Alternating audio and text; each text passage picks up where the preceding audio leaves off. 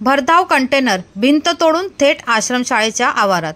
मुंबई अहमदाबाद महामार्गावर पालघर येथील तवा येथे मंगळवार दिनांक 1 ऑक्टोबर रोजी पहाटे 2:15 वाजताच्या सुमारास भीषण अपघात घडला।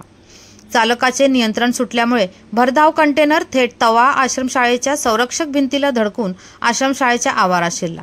या अपघातात जीवितहानी झाली नसली तरी सुरक्षेचा प्रश्न निर्माण झाला आहे।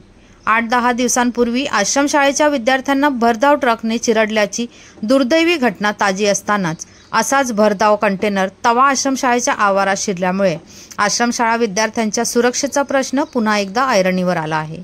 मुंबई अहमदाबाद महामार्गावर सध्या काँक्रिटीकरणाचे काम सुरू असले तरी ठिकठिकाणी पडलेल्या खड्ड्यांमुळे वाहनांना अचानक ब्रेक लावावे लागत आहेत।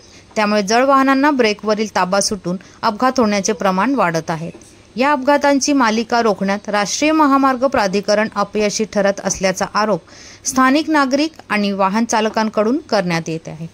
धन्यवाद। वसईहून मी शहनाज शेख, विकास समाचार। चॅनलला लाईक, शेअर, सबस्क्राईब जरूर करा।